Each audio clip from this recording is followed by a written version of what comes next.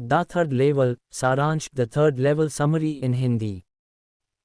The third level, जिसे Jack फिने ने लिखा है, वास्तविकता के साथ कल्पना करता है। वर्तमान जीवन की कठोर वास्तविकताओं से बचकर निकलना मनुष्य की इच्छा के बारे में भी है। चार्ली, हालांकि वह इसे स्वीकार नहीं करता है, अतीत में जाना चाहता है क्योंकि वह दुखी है। वह अपनी पत्नी से दुखी है। वास्तव में वह उतना ही दुखी है जितना वह दुनिया को पाता है जिसमें वह जल्दी, तनाव और युद्ध से भरा रहता है। उनके मनोचिकित्सक मित्र सैम अपने स्टाम्प संग्रह को अतीत में पलायन के रूप में बताते हैं। ग्रैंड सेंट्रल स्टेशन पर केवल 2 स्तर थे, हालांकि चार्ली ने एक तीसरा पाया। यह संयोग से था। कई बार वह वहां खो गया था। वह हमेशा नए द्वार, नए गलियारे और नई सुरंगों की खोज कर रहा था। उन्होंने सोचना शुरू कर दिया था कि ग्रैंड सेंट्रल हमेशा एक विशाल वृक्ष की जड़ों की तरह सुरंगों और नए गलियारों को बाहर धकेल रहा था। वहां उसने अपना रास्ता खो दिया और खुद को तीसरे स्तर पर पाया। यह स्तर पूरी तरह से अलग और पुराने जमाने का था। लोकोमोटिव, पीतल के चम्मच और नग्न गैसलाइट पिछली शताब्दी के थे। वह अपने सपनों के शहर गल्सबर्ग से भागने की इच्छा रखता था। हालांकि वह लगभग गिरफ्तार कर लिया गया था। किराया देने के लिए उसने जो पैसा दिया वह उन दिनों के इस्तेमाल से अलग था। बुकिंग क्लर्क ने सोचा कि वह धोखा दे रहा है। इस प्रकार चार्ली वर्तमान में भाग गया।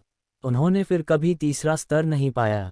हालांकि उनके मनोचिकित्सक मित्र, जो यह नहीं मानते थे कि तीसरे स्तर का अस्तित्व था, उन्होंने इसे पाया और 1894 के गैलिसबर्ग में भाग गए।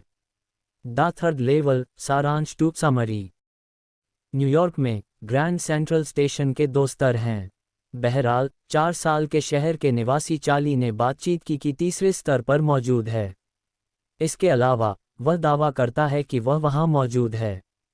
इस समस्या के बारे में बात करने के लिए वह एक मनोचिकित्सक मित्र से मिलने जाता है। वह इसे चलने का सपना पूरा करना कहते हैं और चार्ली के मनोविज्ञान को यह कहकर समझाते हैं कि आधुनिक दुनिया भय, असुरक्षा, युद्ध और चिंता से भरी है और हर कोई वास्तविकता से कुछ अस्थायी शरण में भागना चाहता है। उसके लिए स्टाम्प कलेक्शन जैसे शौक इस पलायन का सूचक है। कई बार ग्रैंड सेंट्रल स्टेशन चार्ली के लिए एक भूल भुलैया की तरह लगता है। मेट्रो लेते समय पहले वह 1-2 बार रास्ता भटक गया था।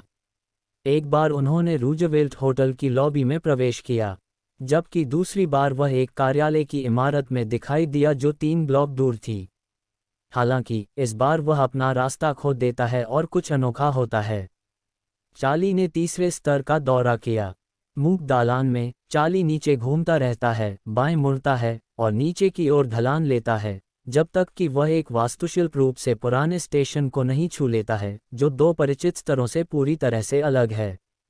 इसके अलावा कम टिकट काउंटर और ट्रेन गेट्स, एक लकड़ी के सूचना बूथ, खुली लौ गैस लाइट्स और पीतल की गिट्टियों के साथ यह पुराना छोटा कमरा, यह सब उन्हें 1800 के दशक की वास्तुकला की याद दिलाता है।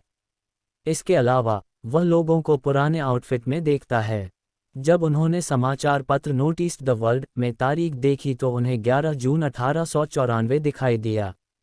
जब वह 2 टिकट खरीदने की कोशिश करते हैं तो उन्हें पता चलता है कि उन्हें पुरानी मुद्रा की आवश्यकता है। वह हमेशा अपनी पत्नी लुइसा के साथ गल्सबर्ग की यात्रा करना चाहते थे।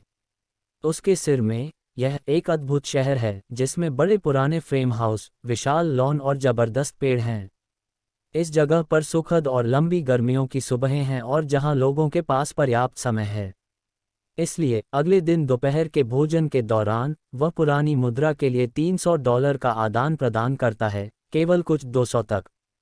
इसके अलावा राशि उसे परेशान नहीं करती है क्योंकि वह मानता है कि वहां सब कुछ सस्ता होगा।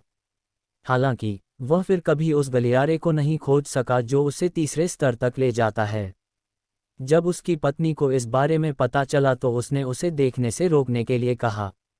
अप्रत्याशित रूप से उसका दोस्त सैम वेना भी गायब हो जाता है और उसकी पत्नी सप्ताहांत में उसकी तलाश करती रहती है।